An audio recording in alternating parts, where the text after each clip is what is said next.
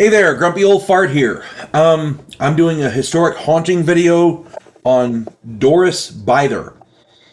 If there was one group of cases that would show irrefutable evidence of paranormal activity, then that group would literally have to include the case of Doris Bither.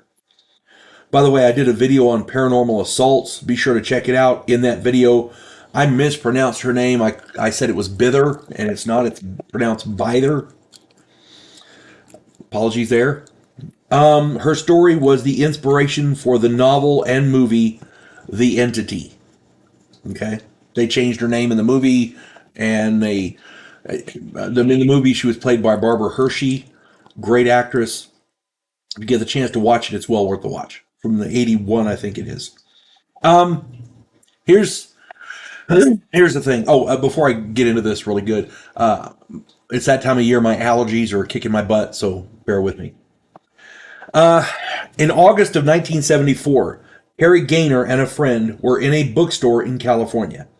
They were talking about their work in the fields of parapsychology and paranormal investigation. They were doing research at UCLA on the paranormal.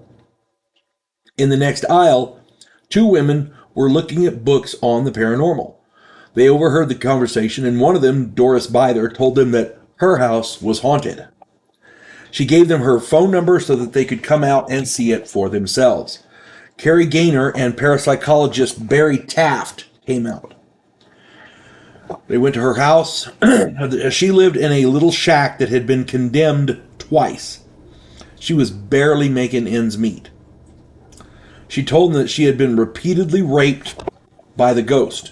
They thought she was crazy, and they left. They referred her to a psychologist and blah, blah, blah, blah. That was on August 22nd, 1974. 10 days later, she called them back saying that other people had witnessed some of these paranormal events. When they returned, they witnessed a number of things, including, her room was freezing cold while the rest of the house was warm. This is August in California. Her room was freezing cold. Something like a 20 or 30 degree difference. Steady.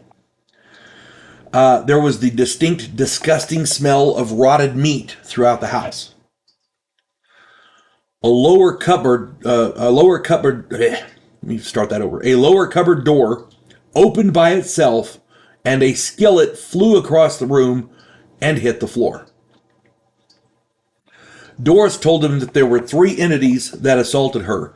The two small ones would hold her down, and the big one would rape her. She also told them that at one point, an electrical breaker box had been ripped off the wall and thrown at her. Other people had witnessed these events. Doris Bither, I'll get it right in a minute. Doris Bither had 4 children. The oldest one was a teenager. He said that he had witnessed her being attacked by nothing. When he tried to help her, he was thrown across the room. Taft and Gaynor had dozens of researchers in her house, and they all witnessed glowing balls of lime green light zipping around the room. The balls coalesced into the figure of a man's torso. It was an apparition, and it moved. It was animated. It moved.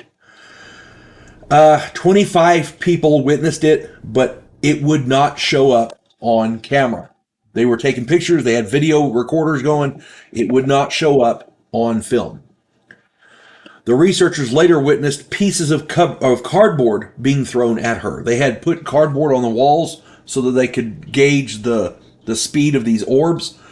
They'd taped up cardboard on the wall, black cardboard, and the pieces of cardboard were being thrown at her. The researchers used a Geiger counter.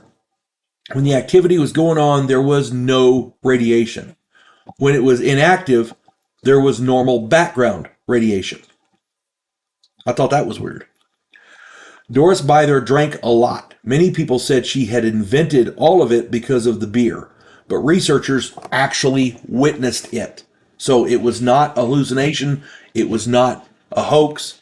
They saw this stuff. 25 people witnessed it. If they're all involved in a hoax, that's a hell of a hoax. That's all I'm saying.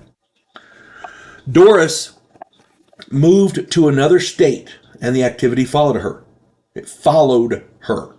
She was very quiet and didn't tell anyone who she was or what was going on, but the activity spilled out into the 2 neighboring houses at her new place. Researchers recorded heavy breathing and footsteps, but did not hear it when they were recording it. So they had the recorder going, and when they stopped it and played it back, you heard the heavy breathing and footsteps. Doris moved several more times.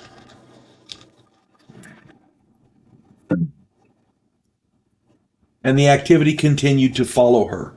The rapes have become less frequent, but activity continued.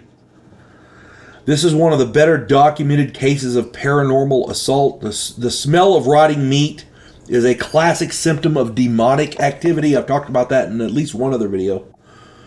I think it was the Conjuring House video. I can't remember what it's called. But anyway, Doris Bither had a tumultuous time during her teenage years, being disowned and kicked out before she turned 18. She had 4 children by 4 different men and was divorced multiple times. This kind of bad life experiences are the fertile ground where demonic activity grows. It's an inn. People have bad life experiences. There's assault, there's violence, there's, murders, things like that. That's where demonic activity thrives. That's where that it gives them an open door to come in, essentially. Most cases of demonic possession follow abuse and this type of bad experiences. Doris was not possessed that we know of, but she certainly experienced paranormal events, including poltergeist activity and possibly demonic activity. That much is absolutely certain. And people, you hear about it today, oh yeah, it was all fake. She just faked it all. She was a drunk. She was hallucinating. 25 people don't hallucinate the same thing. You cannot get a hallucination on film. They film these orbs. They didn't get the torso, but they got the orbs on film. You cannot film a hallucination. It doesn't work that way. At any rate, I had talked about her case significantly in some other videos, and I figured it was time to do a historic haunting about her. She has since passed, by the way, so prayers for her. She certainly needs it. I hope she's in a better place now. At any rate, do your own research and check it out. It's a very interesting story. Hope this finds everybody well. You folks have a good day. God bless one and all. Clarissa Lowe, a historian from the future.